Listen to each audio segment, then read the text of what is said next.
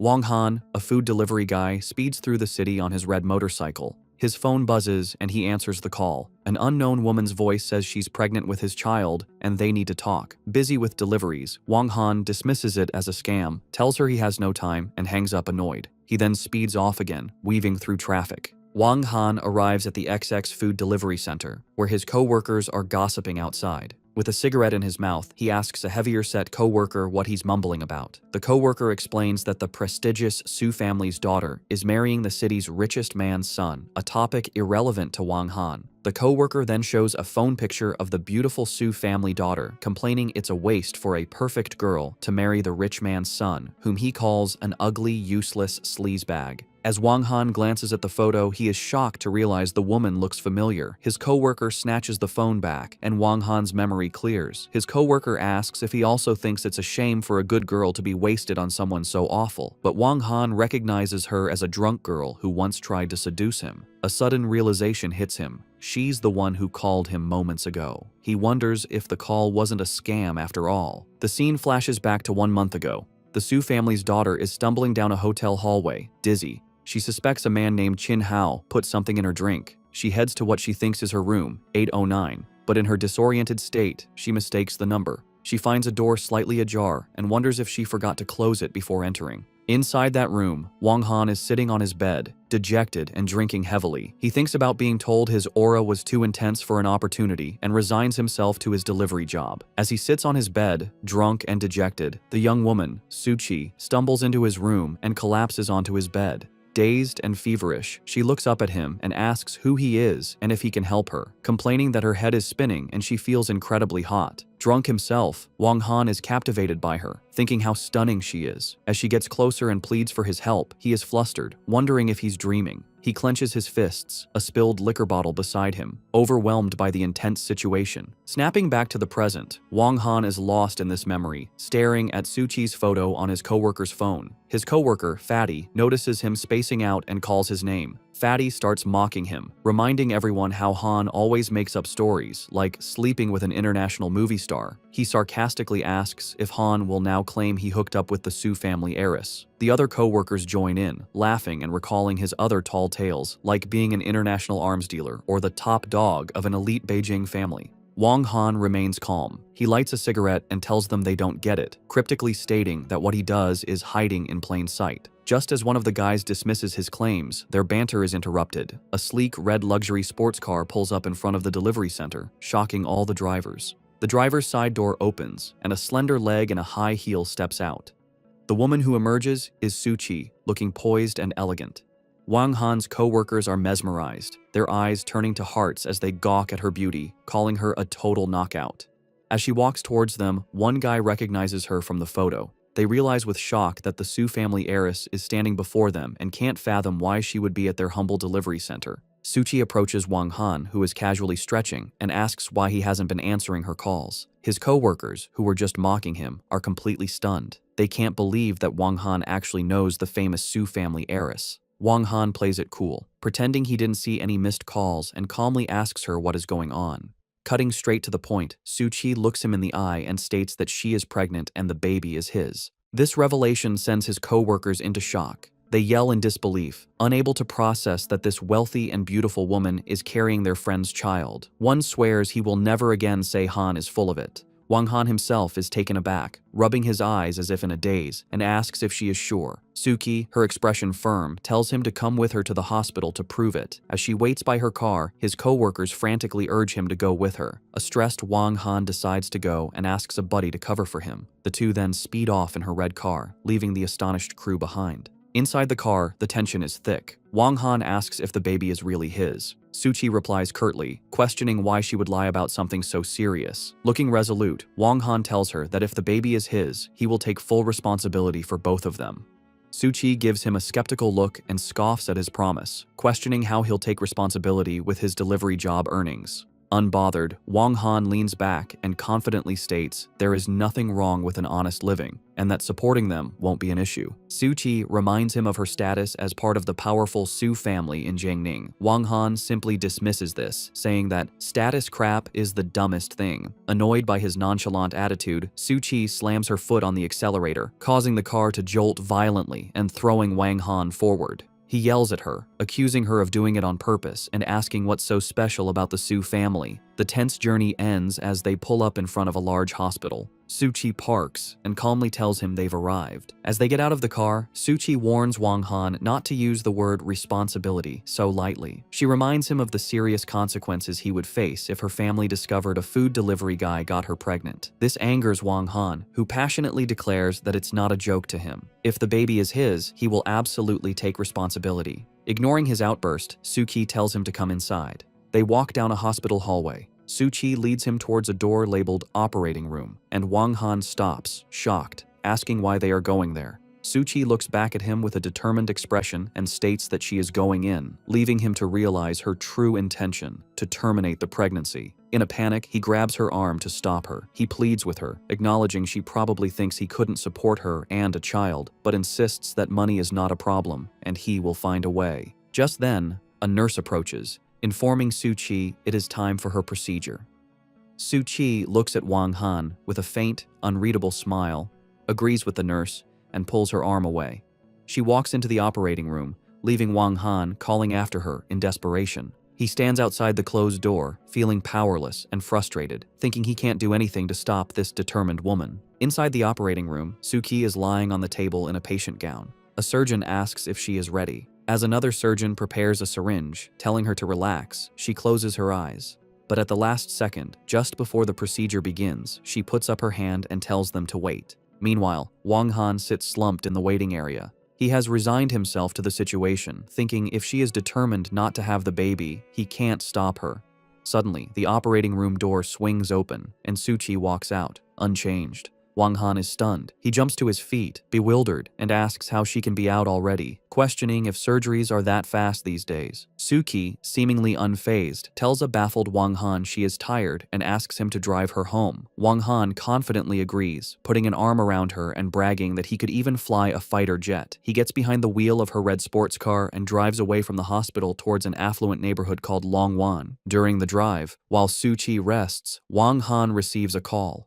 The person on the other end informs him of a bidding event that night at Jianye Tower, which the old man wants him to attend. The caller also mentions that Lin Qing-yun, a chamber president, is on their side. Wang Han calmly acknowledges these instructions, hinting at a powerful, mysterious side to his life, unknown to Su-chi. They soon arrive at a large house in the Su family's estate. Wang Han announces their arrival, waking Su-chi. She gets out of the car and tells him to leave before her family sees him. Noticing she looks pale, Wang Han offers to walk her to the door, but she coldly rejects his concern, telling him to stay out of her business. However, as she turns away, her heel gets caught in a crack, causing her to lose her balance and cry out as she falls. With stunning speed, Wang Han lunges forward and catches her just before she hits the ground. As he helps her up, he chides her for being a klutz. Annoyed, Su-chi asks him to repeat himself, and he doubles down, calling her unbelievably clumsy. In a flash of anger, she pinches his side with all her might, causing him to shout in pain. The sudden exertion takes a toll on her, and she winces. Seeing her discomfort, Wang Han surprises her by sweeping her up into his arms. He carries her inside the lavish house and gently places her on a sofa.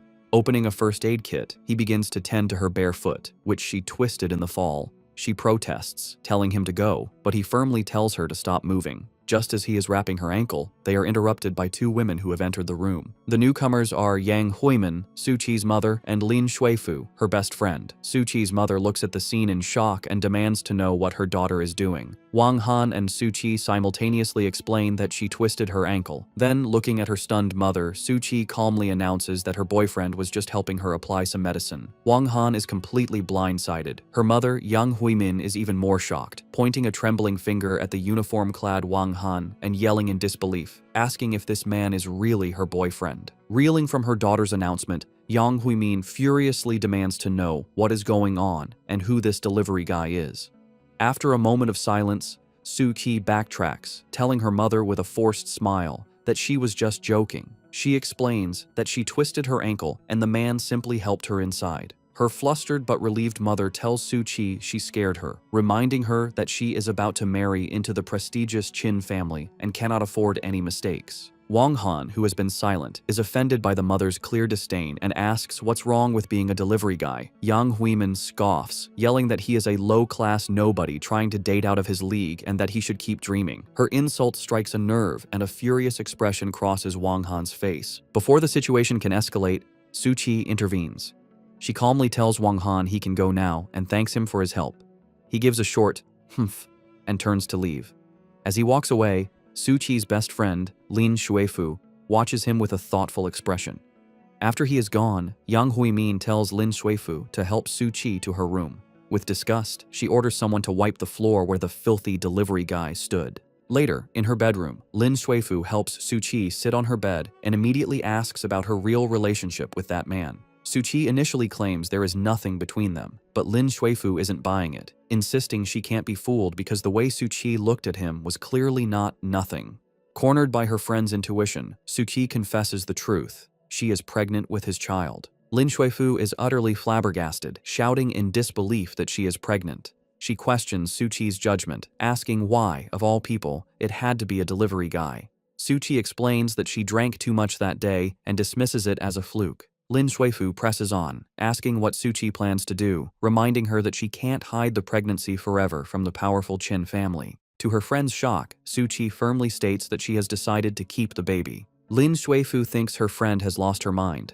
Su-chi tries to reassure her, explaining that she spoke with the man, Wang Han, and he promised to take full responsibility. But Lin Shuifu is not convinced. She yells at Su-chi to wake up, reminding her that she is the daughter of the Su family. She dismisses Wang Han as a delivery guy unworthy of her and warns of dire consequences if the Chin family finds out. Tired of the lecture, Su-chi holds up a hand to stop her, saying she will figure it out. She changes the subject, asking why Lin Shuifu is back in town. Lin Shuifu explains her grandfather came to Jiangning to meet an important big shot and check out a bidding event that night, so she came along. Su-chi's uninterested "oh" annoys her friend. Suddenly, Lin Shuifu's expression changes, and she announces she has a brilliant idea. Leaning in, she whispers a sinister plan to Su-chi.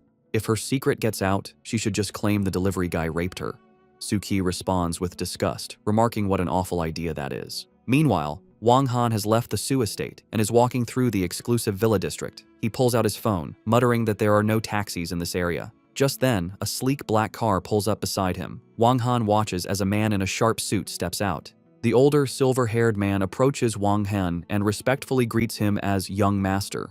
He introduces himself as Lin Qingyun, president of the Julong Chamber of Commerce, and explains he is there to escort him to the bidding event. Wang Han, putting the pieces together, recalls the conversation and confirms his grandfather had told him about the arrangement, revealing a hidden connection to immense power that contrasts with his life as a delivery driver. Accepting the offer, Wang Han tells Lin Qingyun that before the bidding, he needs a shower and a change of clothes. Lin Qingyun respectfully agrees, promising to arrange everything as he opens the car door for his young master. They depart in a luxurious black limousine. The scene shifts to the bustling bidding event in a grand ballroom filled with wealthy guests. Wang Han arrives, now transformed. He has shed his delivery jacket for a sharp, tailored suit, looking powerful and confident as he surveys the crowd. As he stands near a window, his attention is caught by a familiar face. It is Lin Shuifu, Su-chi's best friend, in a stunning white evening gown. She approaches him with disdain and asks what the delivery guy is doing at such an exclusive event. Before he can answer, she jumps to a conclusion, accusingly asking if he is working a part-time job. Before Wang Han can correct her, she grabs his arm and forcefully pulls him away, saying she needs to talk. In a more secluded spot, she confronts him, declaring that Su-chi is her best friend and is pregnant because of him. She fiercely warns him that if he doesn't take full responsibility when the baby is born, she will make him regret it. Wang Han is completely shocked by this. He tells her he thought Su-chi had gotten rid of the baby at the hospital. Lin Shuifu furiously informs him he is wrong, and Su-chi decided to keep it. This new information stuns Wang Han, who exclaims her name in disbelief. He realizes she must not have gone through with the surgery. Lin Huifu, seeing his hesitation as a sign he might shirk his duty, repeats her threat, warning that if he tries to walk away, he will regret it. To emphasize her point, she forcefully grinds her stiletto heel onto his shoe, causing him to cry out in pain as she turns away with grim satisfaction. Just as Lin Shuifu leaves, an announcer's voice cuts through the ballroom, informing guests the bidding is about to begin. Still processing that Suchi kept the baby, Wang Han is filled with a new urgency. He can't believe it and resolves to finish his business quickly so he can go find her. At that moment, a woman in a business suit approaches and respectfully greets him as young master. She introduces herself as Liu Yue, his new assistant, assigned by Chairman Lin Qingyun. Acknowledging her, Wang Han states that it's time to go. The two walk towards the main event area with a powerful presence. As they find their place, a stout, flamboyantly dressed man makes his way to the front. He smugly announces to the attendees that the day's main bid, the new district project, is being claimed by the Qin family. Twirling his mustache, he warns everyone to show them respect or face the consequences. This arrogant man is Qin Lei, the eldest young master of the Qin family. Wang Han asks his assistant who the man is. Liu Yue explains he is from the Qin family, one of the richest families in Jiangning and their biggest rival for the project. With a dismissive air, Wang Han questions if a guy like that could compete with him.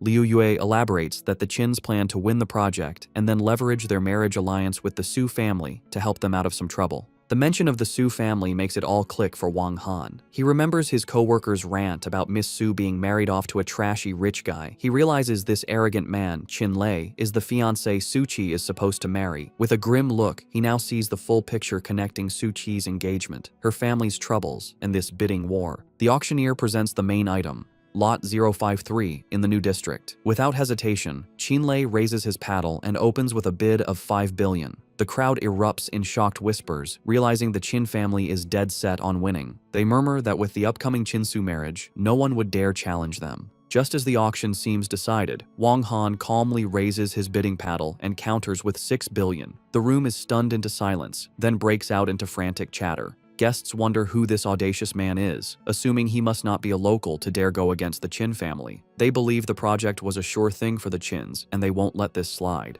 Across the room, Qin Lei's smug expression vanishes, replaced by pure rage. He clenches his fist so tightly his knuckles turn white. He glares furiously at Wang Han and yells across the room, demanding to know who the hell he is and accusing him of looking for trouble. The confrontation has begun.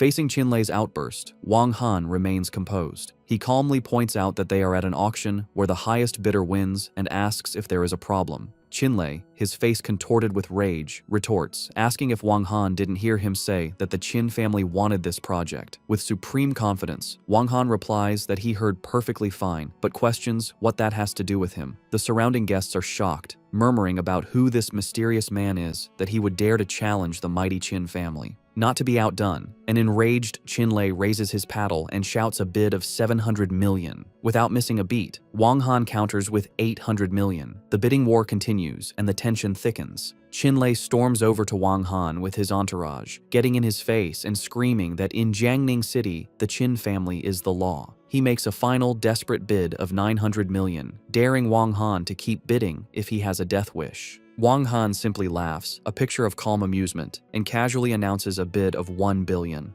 Having been utterly and publicly humiliated, Qin Lei finally snaps. He screams that Wang Han is asking for it and threatens to chop him up as he throws a wild punch at Wang Han's face. But Wang Han is impossibly fast. He easily dodges the clumsy attack and, with a single motion, delivers a powerful punch to Qin Lei's face.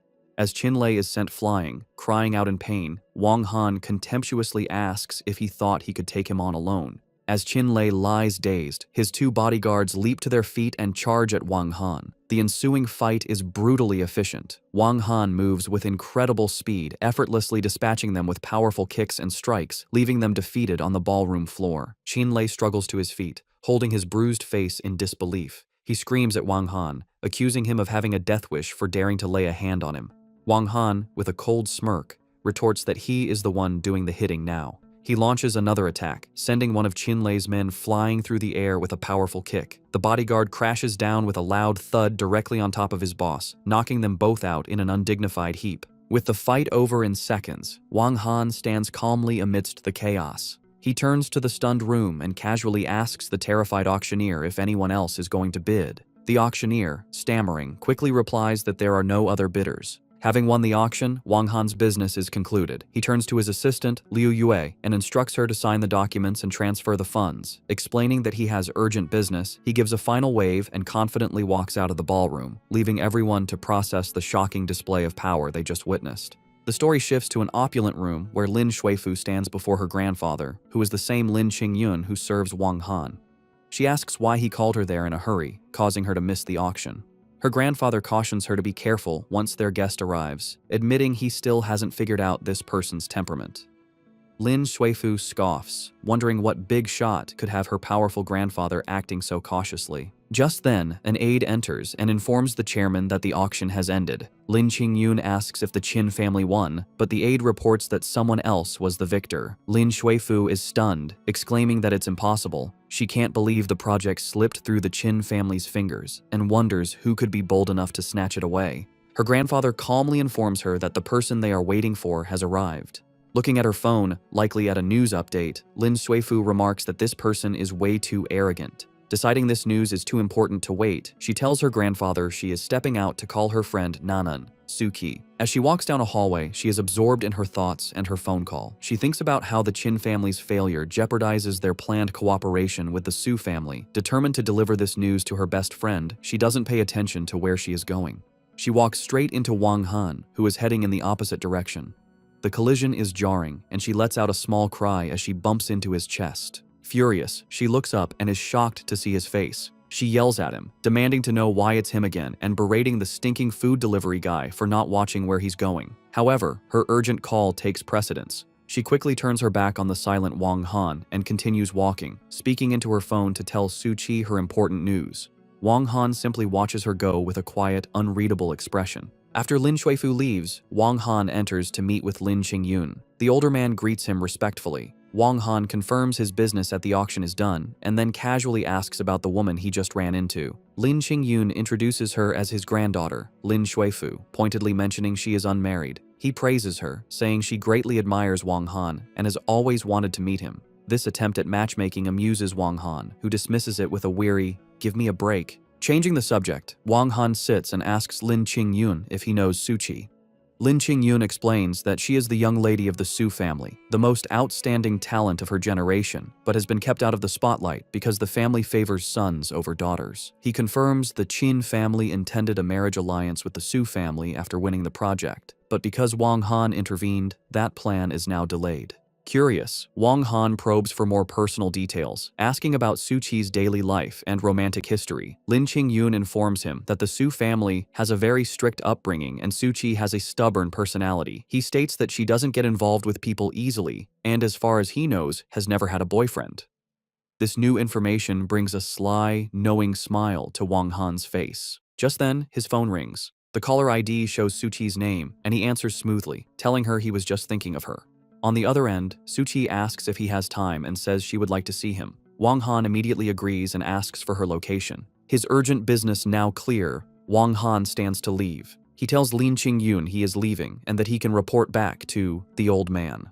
As Wang Han walks out, Lin Qingyun makes one last attempt to promote his granddaughter, mentioning she graduated from the Royal Academy in London, just like Wang Han. Uninterested, Wang Han brushes him off, saying they can talk about it next time. The scene shifts to a park overlooking the city, where Su Qi is sitting alone on a bench, looking thoughtful. A moment later, Wang Han arrives on his red motorcycle, now back in his sharp suit. He walks over and takes a seat beside her. Putting an arm around her, he gets straight to the point. He tells her not to worry about the child, and that he will support both of them. He then makes a definitive offer, telling her that if she wants to get married, they can go register anytime she likes, solidifying his promise of responsibility. Despite his confident promise, Su Qi remains skeptical. With a wry smile, she questions his ability to afford such a commitment. Unfazed, Wang Han looks off into the distance and asks what he wouldn't be able to afford. To make her point, Su Qi holds up her wrist, showing him her expensive watch and asking if he knows its cost. With surprising expertise, Wang Han correctly identifies the watch as a Pasha de Cartier,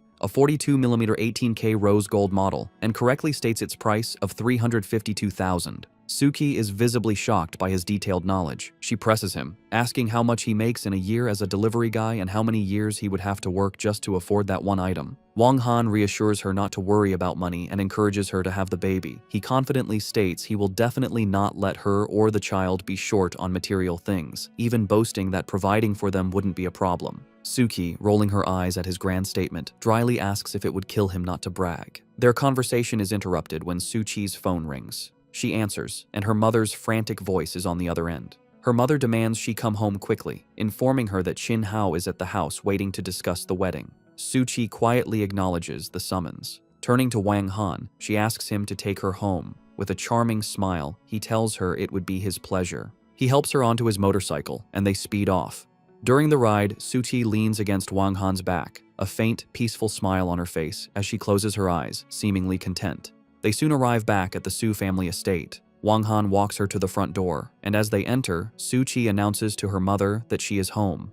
Her mother, Yang Huimin, immediately appears, annoyed. She scolds her daughter for being gone so long, telling her that Chin Hao has been waiting. In the background, a stout man in a suit sits on the sofa. Suchi simply states she went for a walk. Her mother then notices Wang Han behind her and disapprovingly asks why she brought someone back, reminding her that her wedding day with Chin Hao is approaching. The man on the couch stands and greets Suchi, confirming he came to discuss wedding matters. He gives a suave smile and introduces himself as Chin Hao, the second young master of the Chin family. Facing her fiancé, Chin Hao, Suchi tries to put their wedding on hold. She tells him that since the Chin family lost the new district project bid, their family's planned cooperation isn't finalized, and therefore their marriage should be delayed as well. Chin Hao, however, dismisses the lost bid as a small matter. With a sinister smirk, he insists they should get married first, and everything else can be negotiated afterward. His thoughts reveal his true intentions. He plans to get her into bed first and then decide later if he will give her family the money they need. Suki's mother, Yang Huimin, desperately tries to salvage the situation. She pleads with her daughter, reminding her that Chin Hao promised 1 billion to help the Su family as soon as they are married. But Suchi cuts her off with a sharp, "Don't say any more." With fierce determination, she declares that she will not marry him. Her refusal leaves both her mother and Chin Hao stunned. Taking a bold step, Suchi walks over to Wang Han, takes his arm, and announces that not only will she not marry Chin Hao, but she is also pregnant with Wang Han's child. Her mother shrieks in horror, grabbing her daughter and demanding if she understands what she is saying, pointing out that Wang Han is just a food delivery guy. Suchi pleads with her mother, insisting she doesn't want to be forced into marrying Chin Hao and promising that with some time, she can help the Su family through their crisis. Enraged by her daughter's shameful behavior, Yang Huimin raises her hand to slap Suchi.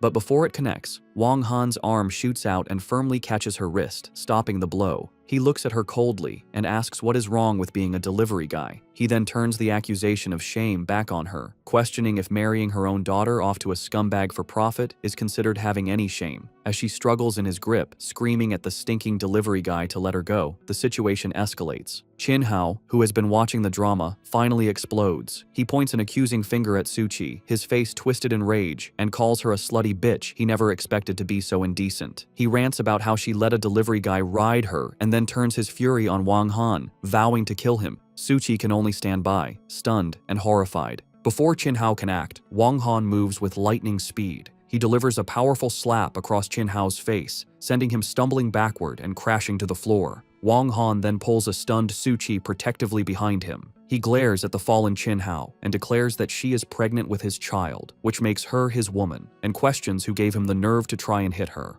Scrambling on the floor, Chin Hao howls in disbelief that Wang Han dared to hit him. His fury boiling over, he grabs a heavy ashtray from a nearby table and charges at the couple, screaming that he is going to kill them. With a calm, reassuring smile, Wang Han tells Suchi to stand behind him, and she nervously agrees. As Chin Hao lunges forward, swinging the ashtray, Wang Han effortlessly dodges the attack. In one motion, he lands a devastating punch to Chin Hao's jaw, sending him flying backward, the ashtray slipping from his grasp. As Chin Hao lies dazed, Wang Han stands over him and declares that he dares to touch his woman. Not finished, Wang Han gets on top of the beaten man, grabs him by the collar, and says that today he is going to teach him a lesson. He rains down a series of brutal punches on Chin Hao's face, ignoring his victim's agonized screams and desperate cries for help. Just as he raises his fist for another blow, Suchi calls out for him to stop. At the same moment, a powerful voice echoes, demanding to know who dares to act so presumptuously. A group of imposing figures has entered, led by an elderly, dignified man with a long white beard and a cane. Suki looks at the man with shock and fear and addresses him as Grandpa.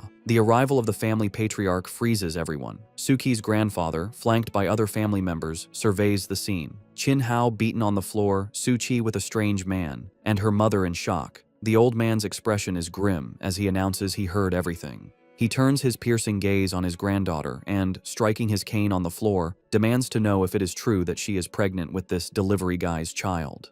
With quiet resignation, Suki confirms that it is. The confession sends the Su family into a panic. They cry out that the situation is outrageous and they cannot afford to offend the powerful Chin family. Her grandfather, his face contorted in fury, roars that the only solution is for the child to be aborted immediately. Chin Hao, however, struggles to his feet and disagrees. He yells that even if she aborts the child, a bitch like her will never set foot in his family's home, leaving the Su family aghast. The weight of the situation becomes too much. They begin to wail that everything is over, blaming each other for spoiling Suchi and lamenting that the Su family is now finished. Suchi stands silently amidst their accusations, her face a mask of sorrow. Finally, she snaps, telling them all to stop arguing. The emotional and physical stress takes its toll, and she cries out in pain, clutching her head as dizziness overcomes her. Before she can fall, Wang Han is there to catch her. He holds her steady and reassures her, telling her not to be afraid and that he will take her away. As he scoops her into his arms, her family, including her parents, rush forward, demanding the stinking delivery guy let her go and threatening to break his legs. Wang Han looks back at them with utter contempt and asks if they even call themselves human. Without another word, he turns and starts to walk out of the house, carrying the now fainting Su Qi. When her parents try to block his path, he effortlessly kicks them aside, sending them sprawling. He pauses at the doorway and turns back to the stunned and terrified family. With cold, unwavering determination, he declares that he is taking Su Qi with him and asks if anyone has a problem with that, leaving them utterly powerless to stop him. With Su Qi unconscious in his arms, Wang Han tells her stunned family that since no one objects, he is leaving. He takes her from the chaotic Su estate to his modern high-rise apartment. Inside, he gently lays the still unconscious Su Qi on his sofa. As he does, a card slips from her purse and falls to the floor. After making sure she is resting, Wang Han spots the card and picks it up. He examines it and is surprised to realize that today is her birthday. He feels a surge of pity for her, thinking that even though she comes from a wealthy family, it seems no one remembered her special day. Looking at her sleeping form, he resolves to show her what he is capable of, reaffirming that she is his woman. About 20 minutes later, Su Qi begins to stir. She slowly sits up, groggy and disoriented, rubbing her eyes and wondering where she is. Just then, Wang Han emerges from another room wearing an apron. He holds out a bowl of food, telling her she must be hungry now that she's awake. Su Qi walks over to the dining table, where Wang Han has laid out an elaborate meal he made especially for her. She is impressed by the delicious aroma from the various dishes, which include steamed delicacies, a fruit and cheese platter, and several drinks. Wang Han boasts that his cooking skills are so good that even a princess from Dubai would beg for a taste. Amused by his arrogance, Su Qi smiles and asks if it would kill him not to brag. As they sit down to eat, Su Qi becomes serious.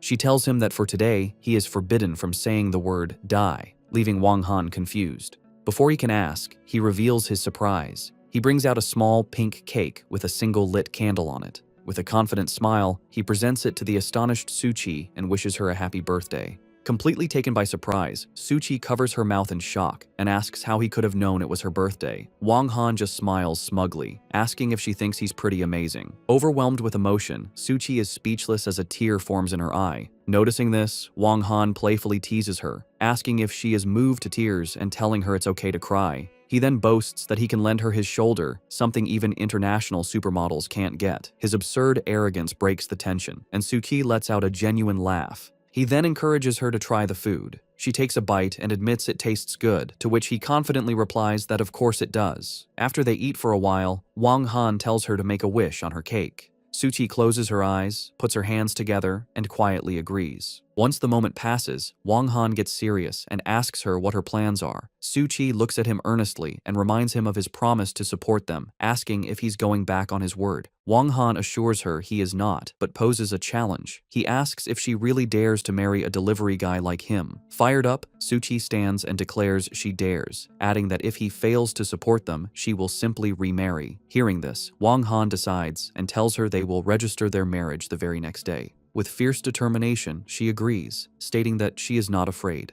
Satisfied, Wang Han leans back with a smile and says that it's settled. Their plans are interrupted when Wang Han's phone buzzes. He tells Su Qi he has to take the call, and she nods. He steps out onto the balcony to answer. The person on the other end, whom he calls Xiaohua, frantically warns him he is in danger. Xiaohua, who calls Wang Han boss, says an assassin named Hydra is coming to Jiangning City to kill him. Wang Han remains calm and asks if the source is reliable and if they can confirm Hydra's location. Xiaohua reports Hydra was last seen near the Lin family's villa. Lighting a cigarette, Wang Han coolly tells his subordinate he understands and will make time to take care of the assassin tomorrow. While Wang Han is on the balcony, Su Qi sits on the sofa, talking on her phone and eating her cake. She is on a call with her best friend, Lin Shuifu, who wished her a happy birthday and asked if she was the first one. With an amused smile, Su Qi tells her friend she was second. Lin Shuifu is shocked, immediately asking who was first and hoping it wasn't Qin Hao. Su Qi, glancing towards the balcony, reveals that it was him. Her friend is furious, demanding to know how she got mixed up with that delivery guy again. As she takes another bite of cake, Su Qi sighs and tells an astonished Lin Shuifu that it's a long story, but they have decided to register their marriage tomorrow. This news sends her friend into a panic, who asks if she has gone crazy for marrying a delivery guy and demands her location. Su Qi calmly replies that she is at his place. A worried Lin Shuifu tries to calm her down, promising to figure something out. She declares she will go and beg the mysterious Big Shot, who won the auction, the one her grandfather knows, to help Su Qi no matter what. However, the call suddenly cuts off, and Su Qi is left wondering what happened. Meanwhile, on the balcony, Wang Han's tense conversation continues. His subordinate adds more worrying news, informing him that the eldest princess had asked about his whereabouts 2 days ago. Wang Han grows more serious, demanding to know if Xiaohua told her he was in Jiangning. His subordinate nervously explains he had no choice, as he knows the princess's temper and feared she would have castrated him if he hadn't complied. The news is so shocking that Wang Han is speechless and drops his lighter. He yells into the phone, furious that his trusted subordinate sold him out. Xiaohua tries to defuse the situation, suggesting the princess's family background makes her a great match for his boss, and he should just give in. Wang Han angrily cuts him off, demanding to know when she is arriving. Seeing his boss's fury, Xiaohua makes an excuse about a bad signal and abruptly hangs up, leaving Wang Han fuming. He is left alone on the balcony, crouching in frustration, thinking this is a very bad situation. Just then, his phone buzzes with a notification. Annoyed, he wonders who is bothering him now. He looks at his screen and sees a text from an unknown number. The sender introduces herself as Lin Shuifu, Lin Qingyun's granddaughter. In the message, she proposes a business partnership, suggesting that since he is new to the city, cooperating with the Su family on the new district project would be mutually beneficial.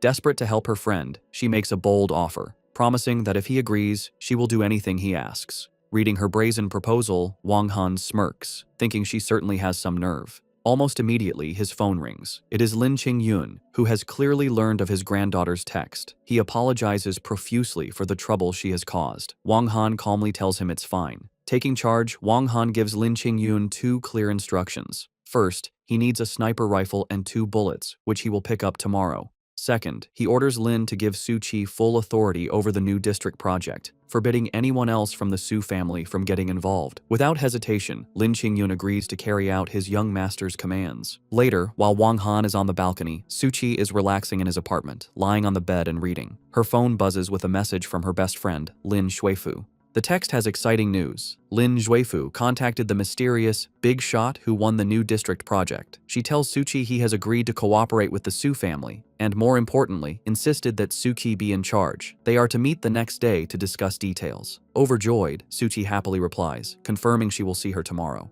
Just then, Wang Han walks back in and notices her happy expression, asking what has her in a good mood. Still seeing him as just a delivery guy, she dismisses it as a project matter he wouldn't understand. She then seems surprised he found her reading, and he teases that he didn't expect her to have a habit of reading books.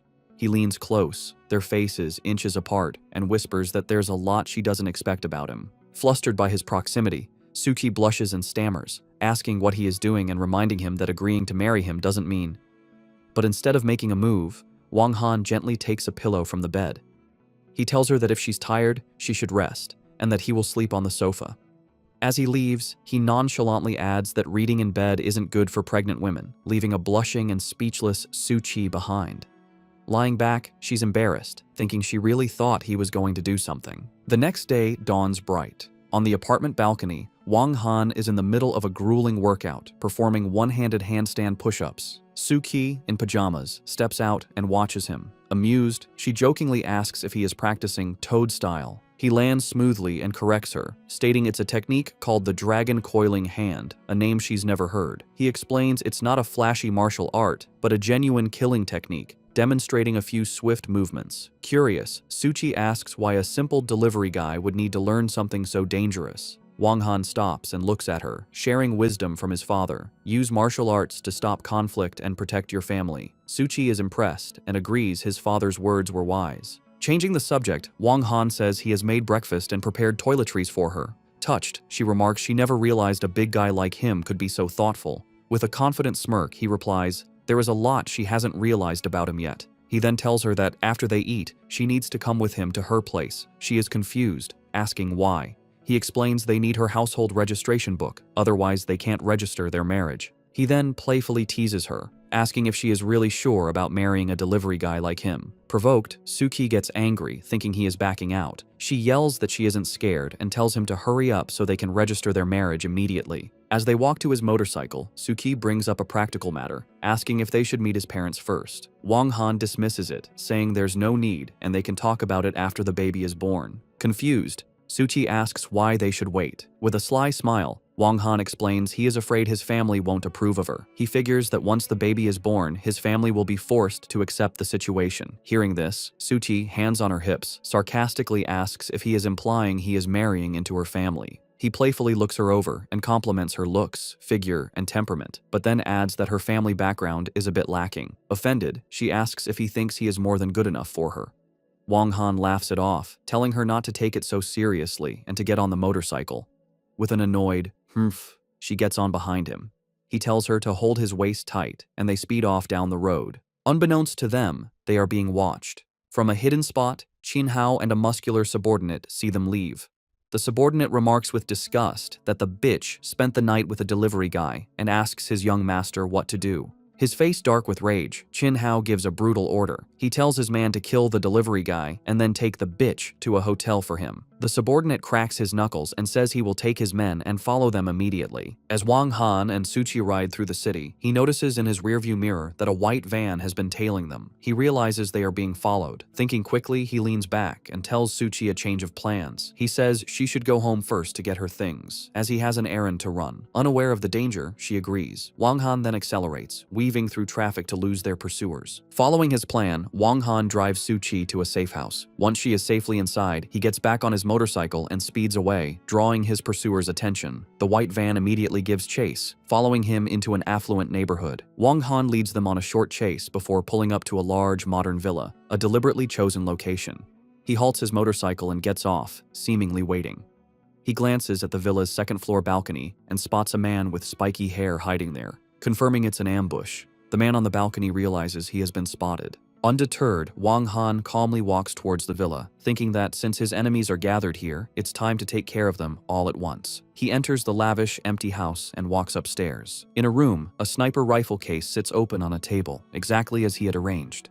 He picks up the suppressed rifle, impressed by Lin's efficiency. However, his attention is suddenly caught by something unexpected. He looks up and notices a blue bra lying on the nearby bed, leaving him momentarily confused. Before he can process it, a woman wrapped in a towel walks out of an adjoining room. It is Lin Shuifu, Suchi's best friend, who lets out a terrified scream upon seeing a strange man in her room holding a high-powered rifle. Recognizing him, Lin Shuifu furiously demands to know what the stinking delivery guy is doing in her home, reminding him he is trespassing in the Lin family's villa. But before their argument escalates, a red laser dot appears on her forehead. Seeing the sniper's laser, Wang Han instantly screams at her to get down. Without a second to spare, a bullet smashes through the window. Wang Han lunges across the room, tackling a terrified Lin Shuifu and knocking her out of the bullet's path just in time. They crash onto the bed and she struggles against him, yelling for the bastard to let her go. He holds her down firmly, his expression serious, and quietly warns her to stop yelling, telling her that if she makes another sound, she will be killed.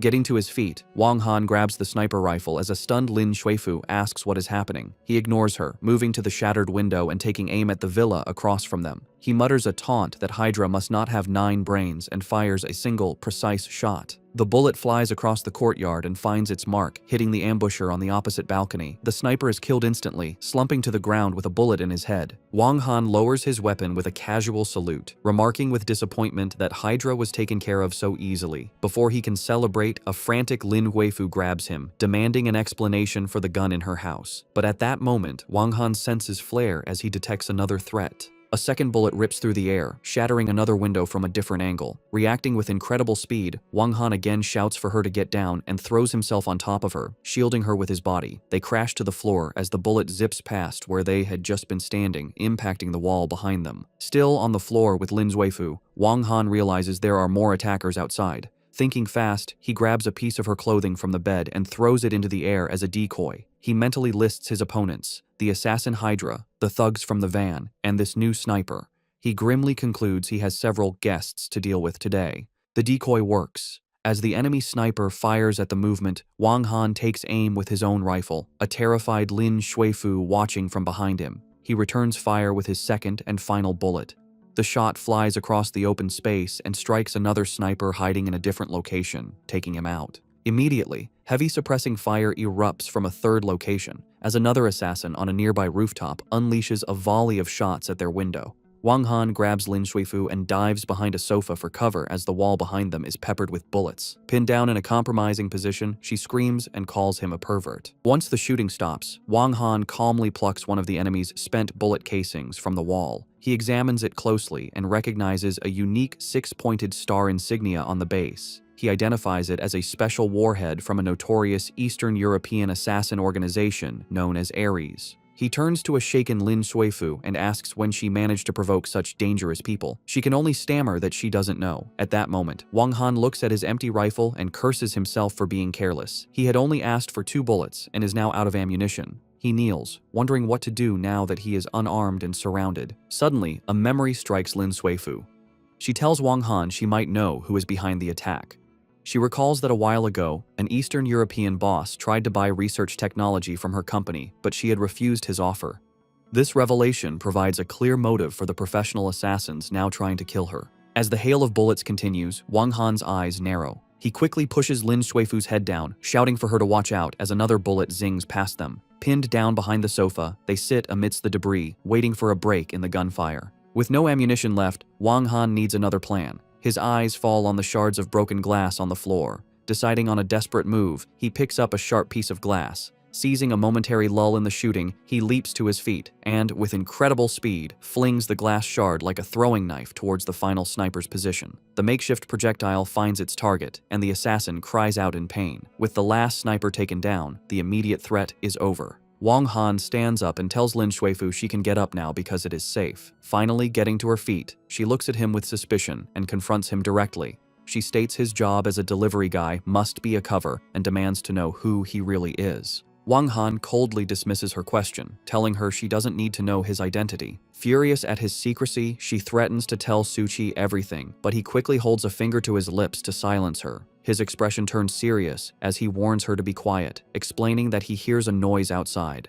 A look of terror crosses Lin Zuifu's face as she asks if there are still more enemies. Panicked, she grabs onto him and asks what they are going to do. He calmly tells her not to worry and that he will go take a look. Meanwhile, downstairs, Qin Hao's 3 thugs have entered the villa, armed with large machetes. One of them recognizes Wang Han and wonders what a delivery guy is doing in a place like this. The leader scoffs, assuming that he must be a common thief. Just then, Wang Han appears at the top of the stairs. He looks down at the armed intruders and, with a casual wave, greets them. With a confident smirk, Wang Han calmly asks the 3 armed men if they are looking for him. The muscular leader points his blade at Wang Han, saying they are Brother Hao's men sent by Qin Hao. He accuses Wang Han of sleeping with their boss's woman, Su Qi, while another thug impatiently says to stop talking and just break his legs. Completely unfazed, Wang Han simply asks what they plan to do about it. Enraged by his arrogance, the thugs charge forward, screaming insults. The fight is brutally short. Wang Han moves with incredible speed, intercepting the first attacker with a powerful kick to the face that snaps his head back. In seconds, 2 of the thugs are unconscious, leaving only their stunned leader. The muscular thug stares in disbelief, wondering since when the standards for delivery guys had gotten so high and realizing his opponent is a trained martial artist.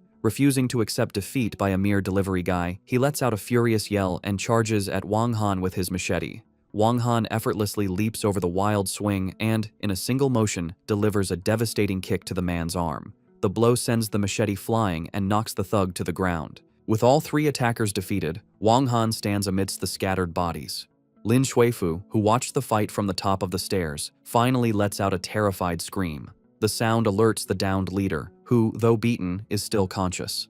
Angered by her screaming, he struggles to his feet and sees an opportunity, lunging towards the defenseless Lin Shuifu. Before she can react, he grabs her and holds his blade to her throat, taking her hostage. He glares at Wang Han, threatening to kill her if he takes another step. A terrified Lin Shuifu warns him that her grandfather will not spare him if he dares to harm her. However, Wang Han remains utterly calm. He looks at the thug and, with a chilling lack of emotion, simply tells him to go ahead and do it. Ignoring the blade at Lin Shuifu's throat, Wang Han walks slowly towards the panicked thug, taunting him and asking why he hasn't acted on his threat. As Wang Han continues his relentless advance, he coldly asks if the man is too scared. The thug, sweating and terrified, screams at him to stop. In a blur of motion, Wang Han closes the distance in an instant. Before the thug can react, Wang Han catches the flat of the sword blade between his thumb and forefinger, stopping the weapon completely. He looks at the thug with contempt and asks if he really thinks he is skilled enough to brandish a sword in front of him. The thug is shocked by Wang Han's impossible strength, realizing with horror that he cannot move the blade at all. Wang Han continues to mock him, asking again why he doesn't just make his move. Then, with a simple flick of his fingers, he shatters the steel blade, sending shards of metal flying as the thug and Lin Shuifu stare in stunned disbelief. Before the thug can recover, Wang Han grabs him by the throat, lifting him off the ground. He asks if a stinking, rotten shrimp like him is even worthy of fighting him. Choking, the thug tries to save himself by gasping that he is a member of the powerful Black Dragon Society. Wang Han is unimpressed, dismissively asking, "So what?" before slamming the man's head into the floor, knocking him unconscious. However, the thug suddenly recovers and tries a new tactic. He scrambles to his feet, pleading with Wang Han not to go down a path of crime. This bizarre appeal has no effect. Wang Han delivers a brutal stomp to the man's face, causing him to scream in agony as blood flies from his mouth.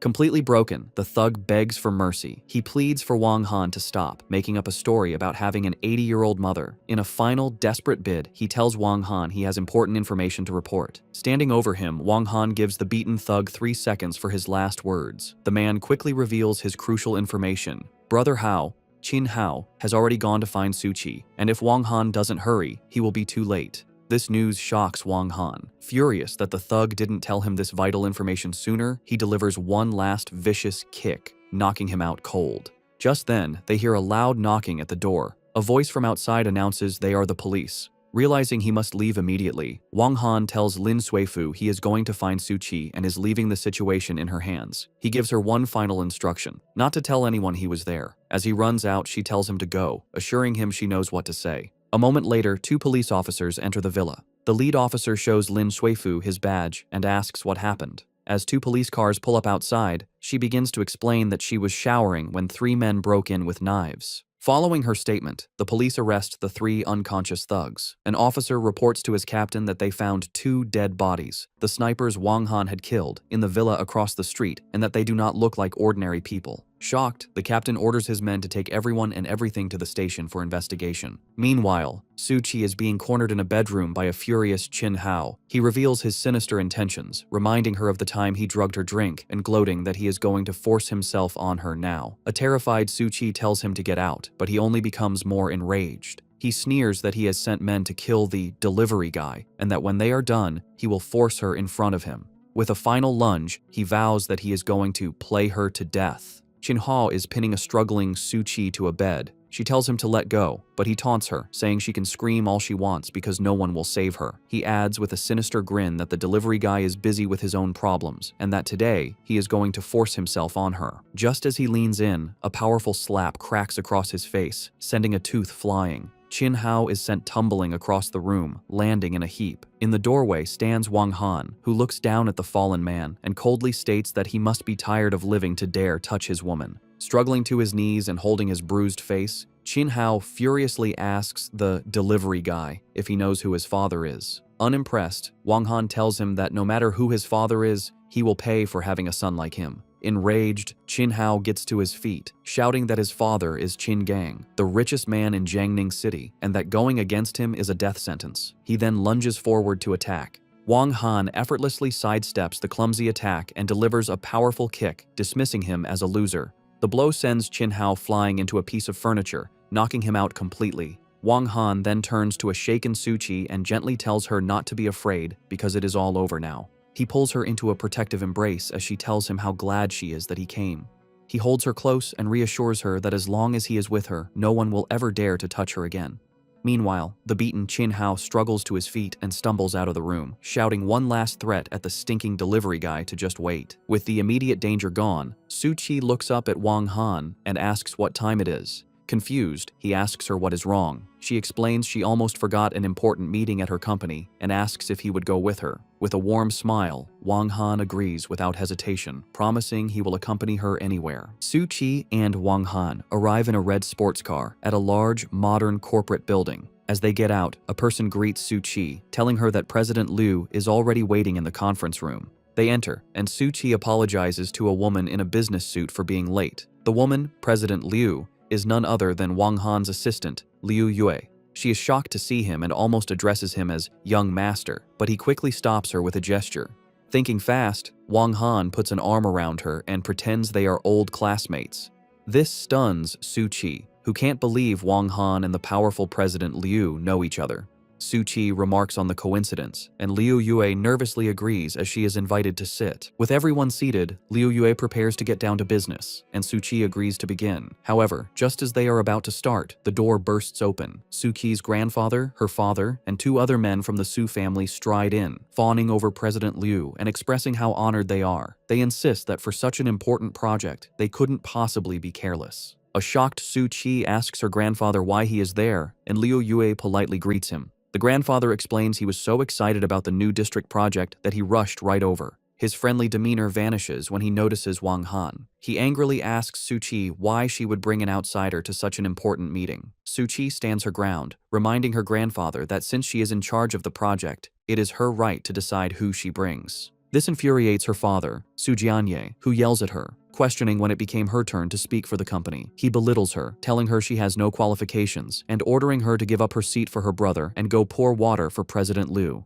At that moment, a smirking young man steps forward and introduces himself as Su Lei. He tells President Liu to discuss the project with him, dismissing Su Qi by saying she has no say. Su Qi tries to protest to her grandfather that the project was given to her, but her father cuts her off again, yelling at her to pour the water. Finally, another man, Su Qi's uncle Su Jianzhang, delivers the final blow. He smugly tells Su Qi that from now on, all company matters should be handed over to Su Lei, reminding her that she will be getting married soon and should understand her place. As the Su family tries to push Su Qi aside, Wang Han finally speaks up. With his arms crossed and an intense look, he asks them what they think they are doing, reminding them the project was originally given to Su Qi. This infuriates Su Qi's grandfather, who yells at Wang Han to shut up and questions what right he has to speak. Su Le joins in with a smug look, mocking Su Qi for having a delivery guy as a boyfriend. He then tells his grandfather he heard she is also pregnant with this man's child. The revelation sends the grandfather into a rage. He points at Wang Han and orders Su Qi to get this low-class trash out immediately, declaring he and his dog are banned from the company. Su Qi leaps to Wang Han's defense, arguing it doesn't matter what he does because he earns his money honestly, and her grandfather has no right to insult him. Her defiance only enrages the old man further. Seeing the situation is hopeless, Wang Han stands to leave with Su Qi. He tells her family they are shameless and repeats his condition. The project can only be handled by Su Qi. The grandfather confronts him, demanding to know what right a mere delivery guy has to make demands. Instead of answering, Wang Han turns to a nervous Liu Yue.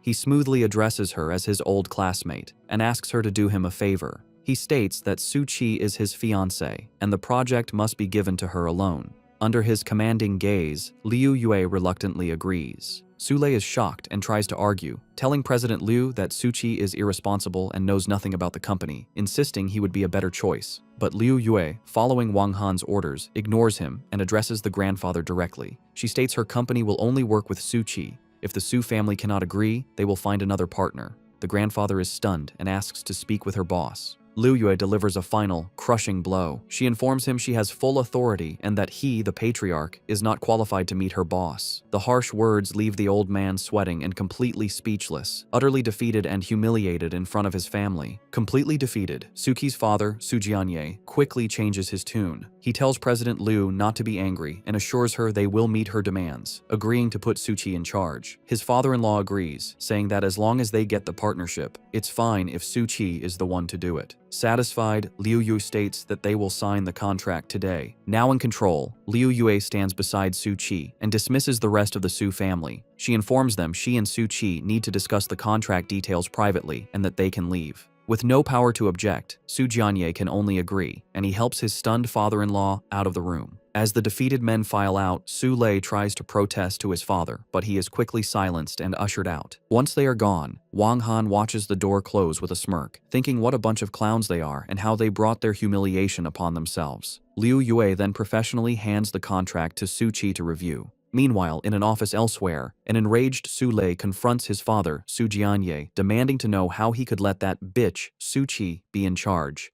Su Jianzhang, sitting calmly at his desk, tells him not to worry, assuring him he has a plan. When Su Lei tries to ask their uncle, Su Jianzhang, to leave, his father stops him, stating they are all on the same side. He then reveals a shocking family secret. Su Qi is not his biological daughter. Both Su Lei and Su Jianzhang are stunned. Su Jianzhang asks if his sister-in-law cheated on him, but Su Jianye clarifies the truth. He explains that his wife, Yang Huimin, was unable to have children, so they adopted Su Qi. He then complains that she has now shamed the family by getting involved with a delivery guy. A thoughtful Su Jianzhang asks who Su Qi's biological parents are. Su Jianye dismisses the question, saying he doesn't know and assumes they are long dead, having left her nothing but a worthless jade pendant. Impatient, Su Lei interrupts, eager to hear his father's plan. With a sinister grin, Su Jianzhang reveals his scheme. He tells them to wait and let Su Qi take over the project for now. Once she has done the hard work, he has a way to snatch it away from her. Understanding the plot, Su Lei agrees with a confident, sly smile. Dressed in a suit with a cigarette, Wang Han approaches two security guards on duty and asks for a light. A heavier-set guard offers a lighter. Noticing Wang Han's formal attire, the guard assumes he is there for an interview, but Wang Han says no. Curious, the guard then asks what he is doing there. Very casually, Wang Han reveals he is a delivery guy. The two guards burst out laughing, one of them joking that delivery guys and security guards are lifelong enemies.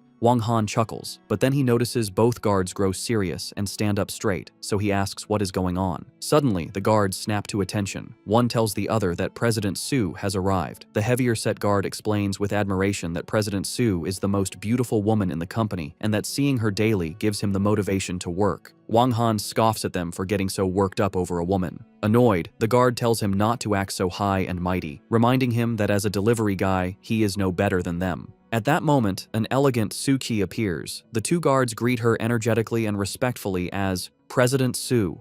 She acknowledges their hard work and says she is going to get her car. As Su Qi walks toward her red sports car, the heavier guard is ecstatic, boasting to his colleague that President Su spoke to him. Wang Han, watching this, asks if such a big reaction is necessary. The guard approaches Wang Han and puts an arm on his shoulder patronizingly. He offers some advice, telling him that even as a delivery guy, it's still important to have dreams. Just then, Su Qi pulls up beside them in her flashy red sports car. From the driver's seat, she looks at Wang Han and tells him to get in. Wang Han bids the guards farewell with a smile, telling them he will remember their words and see them later. He then gets into the passenger seat of the luxury car. The two guards are left completely frozen, watching in disbelief as the sports car speeds away, unable to process that the humble delivery guy they were just pitying left with their beautiful and unattainable boss. As they drive, Wang Han notices Su Qi's happy expression and remarks that things must have gone smoothly. Su Qi agrees, explaining it was thanks to her friend, Lin Suifu, who found the mysterious big boss behind the new district project. She adds that she is determined to thank this person face to face. Amused, Wang Han tells her she should definitely thank him well. He then changes the subject, informing her he has already contacted the Civil Affairs Bureau, and they will register their marriage the next morning. Su Qi calmly agrees to the plan, but lays out her conditions. She only wants the marriage certificate so their child will have a father. After the baby is born, she will give him a monthly payment of 30,000. A surprised Wang Han asks if she is trying to keep him as a paid companion. Su Qi tells him he can think whatever he wants.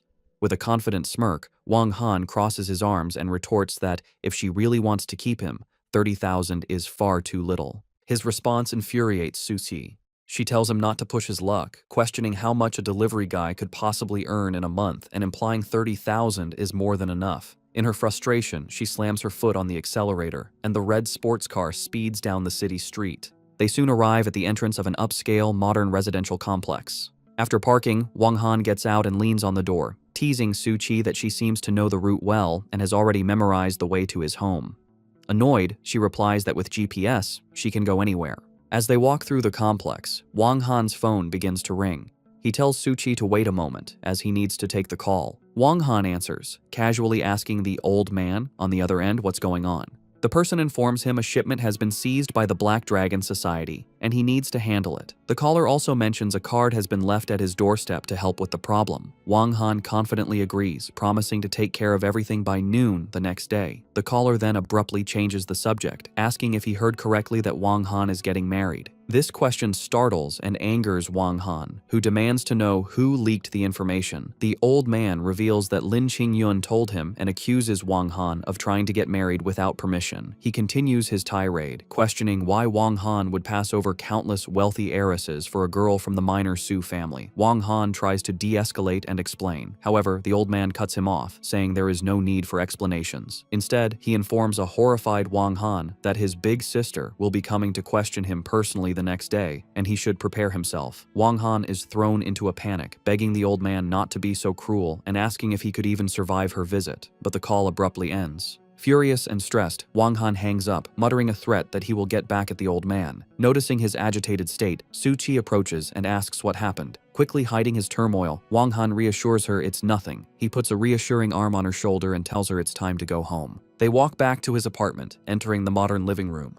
Once inside, Soo-chi spots a white card on the coffee table and asks what it is. Wang Han casually explains it is just a gift card meant for someone else. Changing the subject, he takes off his jacket and suggests she must be hungry, offering to cook. Soo-chi quietly agrees. As he heads to the kitchen, Soo-chi sits on the sofa holding his jacket. A small, content smile forms on her face as she thinks that having a kept man at home is actually quite nice. In his apartment, Wang Han, wearing an apron, tells Soo-chi to have a seat and that he will be finished cooking soon. She thanks him. As he heads into the kitchen, he playfully remarks that it's no trouble for his wife and child, adding that he is, after all, a kept house husband. His comment leaves Soo-chi speechless, and she sits on the sofa with a faint, amused smile. The next day, the scene shifts to the Jiangning Civil Affairs Bureau. Wang Han and Soo-chi walk out of the building, each holding a red marriage certificate. Wang Han proudly declares that from now on, he is officially a married man. Soo-chi playfully teases him, asking his plans for the day and if he is going to deliver food. Wang Han dismisses it, joking that now that he's in some nice clothes, he should go out and have some fun with a few young ladies. His response irritates Soo-chi. She calls him hopeless and complains that even as a married man, he still has a terrible temper. She turns and walks away in a huff, telling him to do whatever he wants. As she leaves, Wang Han's playful expression vanishes, replaced by a serious one. He thinks that before anything else, he needs to take care of the task the old man assigned him. His mission takes him to a towering skyscraper, the headquarters of the Black Dragon Group. He stands before the massive building, confirming it's the right place. He thinks about the group's origins, recalling that the Black Dragon Society was once a local gang that has since transformed into a seemingly legitimate corporation.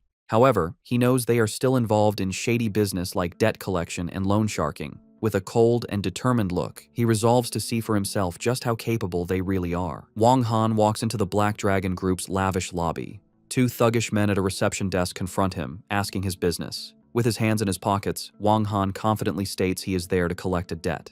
The long-haired thug misunderstands, thinking Wang Han is a client. He says he has come to the right place, as debt collection is one of their services. Wang Han calmly corrects him, clarifying he is there to collect a debt from a man named Baldi Liu. This statement enrages the two men. They demand to know who this fool is and if he understands whose territory he's in, accusing him of having a death wish as they both charge. The long-haired man attacks first with a wild kick, but Wang Han dodges it with ease. The thug's momentum sends him stumbling to his knees. Before he can recover, Wang Han delivers a swift kick to his face. Seeing his partner down, the bald thug rushes forward, throwing a punch. He meets the same fate, as Wang Han's powerful kick sends him flying. With both men defeated on the lobby floor, Wang Han stands over the conscious long-haired thug. His expression is cold as he calmly asks if the man is now ready to take him to see Baldy Liu. The scene shifts to an opulent office where Baldy Liu, head of the Black Dragon Group, is relaxing.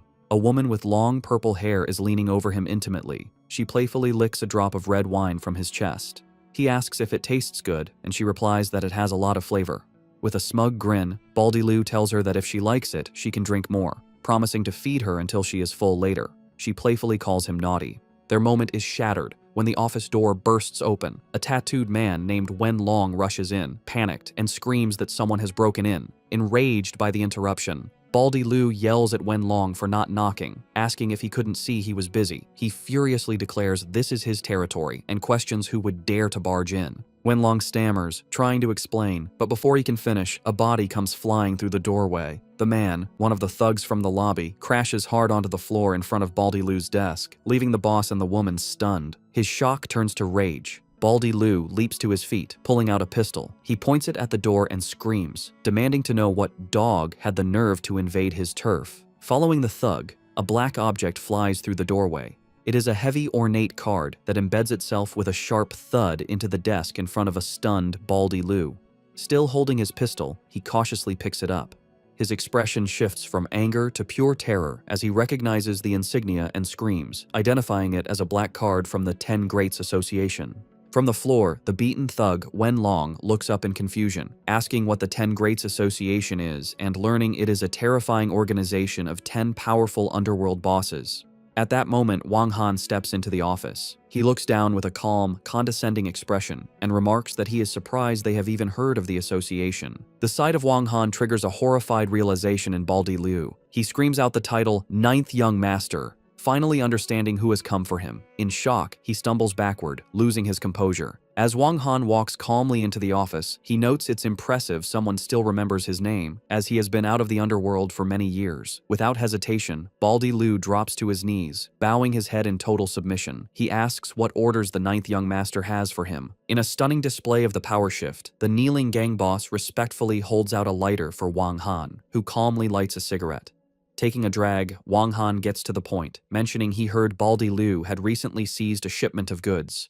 Panicked, the kneeling man insists it must be a misunderstanding. Wang Han looks down at him with a cold expression, remarking that he admires his nerve for daring to steal from the 10 Greats Association. While feigning submission, Baldy Liu promises to return the goods immediately. However, he is secretly reaching for a pistol tucked into his waistband, preparing to make a desperate move. Aware of the deception, Wang Han remains unfazed. He looks at the gang boss and delivers a chilling warning, asking if he has ever heard the saying, "When the black card appears, even gods and ghosts will submit." Pushed to a desperate act, Baldy Liu springs to his feet, aiming his pistol at Wang Han. He screams that since the 9th Young Master won't give him a way out, he shouldn't be blamed for being ruthless. However, before he can fire, Wang Han moves with impossible speed. He flicks his still-lit cigarette through the air. The tiny object strikes the pistol as Baldy Liu pulls the trigger, deflecting the shot. Wang Han calmly states that he does not like having guns pointed at him. With the threat neutralized, Wang Han plucks the black card from the desk. He holds it up and delivers a cold proclamation, stating that everyone who had ever pointed a gun at him was now dead.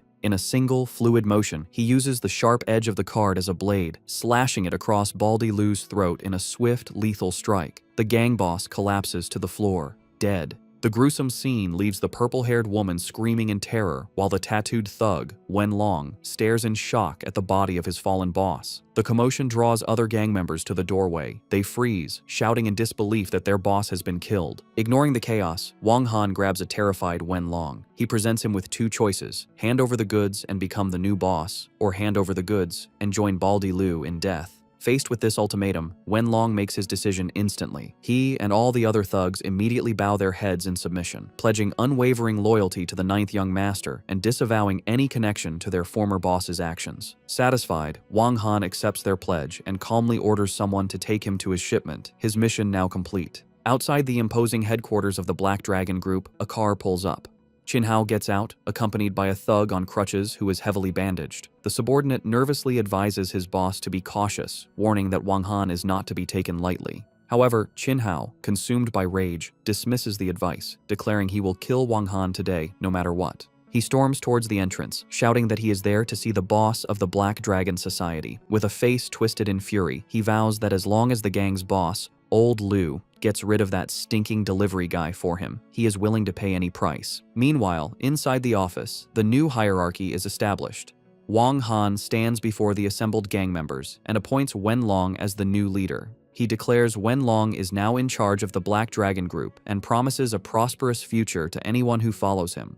The other gang members quickly accept this, addressing their new leader respectfully. Just as the new order is settled, Chin Hao bursts into the office, shouting for Old Liu. He looks around the room, now under new management, and angrily demands to know where the old boss is. Confronting the new leader, Wenlong, a furious Chin Hao dismisses him and insists he is there to see the old boss for a major business deal. From behind the desk, Wenlong calmly informs him that Old Liu is no longer around and that he is now in charge of the Black Dragon Society. Accepting the change, Chin Hao congratulates the new leader and gets to his offer. He wants them to kill someone for him, and he is willing to pay 50 million for the job. Intrigued by the enormous sum, Wenlong asks who the target is. Chin Hao reveals that the person he wants dead is a simple delivery guy. Wenlong scoffs at the proposal, thinking it's absurd to pay 50 million to kill a mere delivery driver, and telling Chin Hao he has come to the wrong place for a joke. Enraged, Chin Hao insists he is not kidding. He furiously explains that this delivery guy beat him senseless and stole his woman, and for that, he must die. Seeing a lucrative opportunity, Wenlong is amused that his first big deal as boss has arrived so quickly. He calmly tells Chin Hao not to get worked up over a delivery guy and agrees to take care of it. Chin Hao insists he must go with them, as he knows where the target lives and wants to witness his death. Wenlong readily agrees, promising to gather his men and handle the matter to Chin Hao's satisfaction. With a confident gesture, he rallies his men, announcing they are all going to help Chin Hao get his revenge. His subordinates respond with a loyal, "Yes, Brother Long." The scene shifts back to the XX food delivery center, where Wang Han has returned to his day job. Now in his uniform, he is greeted by co-workers, who mention he has been gone for several days and the boss has been looking for him. Wang Han calmly tells them he will see the boss after finishing a few deliveries. He lights a cigarette as his co-workers drive off, bidding him farewell. He sits on his red motorcycle, exuding cool confidence. However, as he is driving, a black van suddenly swerves and cuts him off. The van's side door slides open, and an enraged Chin Hao emerges, wielding a heavy metal pipe. He glares at Wang Han, gloating that he bet he never expected to be found so quickly.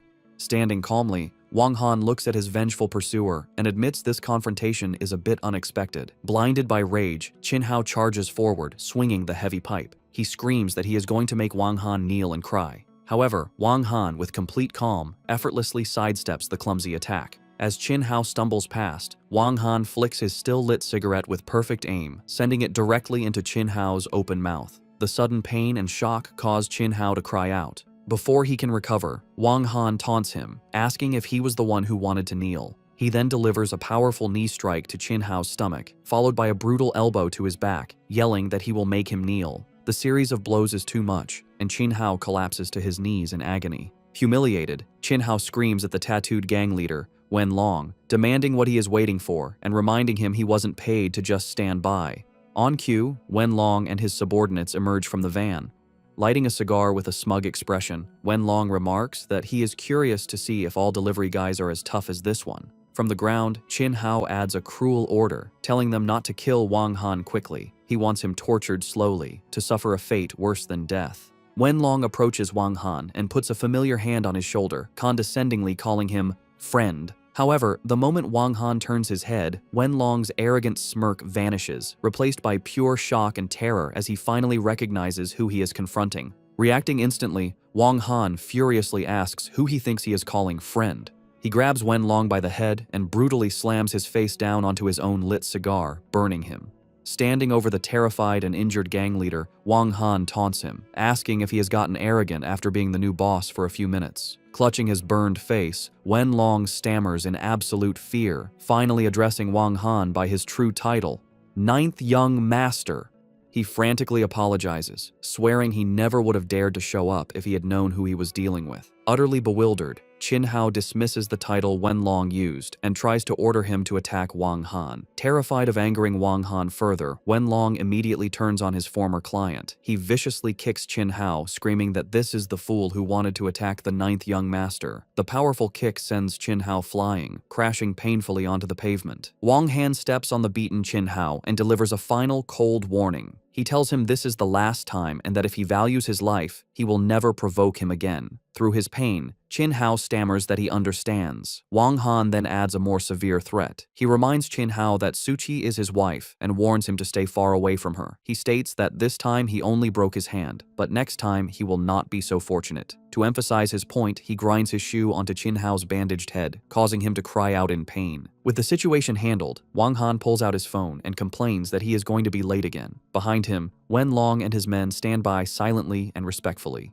As Wang Han prepares to leave, a dazed Qin Hao struggles to his feet. Still not understanding, he yells at Wenlong, demanding why he couldn't even handle one delivery guy. Wenlong turns back to face his former client with a grim expression. He tells Qin Hao that the man he calls a delivery guy is someone he can never afford to offend, trying to make him understand the immense power he just challenged.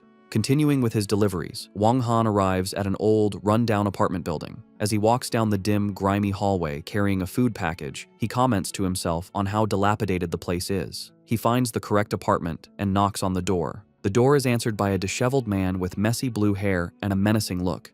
Wang Han professionally tells him the total is 20 yuan and asks if he will pay with cash or a code. The man curtly replies that he will pay with cash. As the man fumbles for money, Wang Han's expression grows suspicious, sensing something is off. His suspicion is confirmed when he glances past the man into the dark apartment. He sees a terrified woman with torn clothes in the background, desperately trying to signal for help. She is being held captive. Before she can make a sound, another man strikes her across the head, knocking her down and telling her to be quiet. Witnessing this, Wang Han's demeanor instantly changes. The blue-haired man tries to pay him and get rid of him, angrily telling him to get lost and that what is happening is none of his business. He then slams the door shut. Inside, the two criminals panic, realizing the delivery guy saw everything. One asks what they should do, and the other replies without hesitation that they should kill him. Left in the hallway, Wang Han puts a hand to his head in frustration, muttering about the incredible bad luck of running into such a situation. His thoughts are interrupted when the door flies open again. The blue-haired man lunges at him with a knife, ready to attack. A surprised but ready Wang Han questions if they are really going to try and kill him.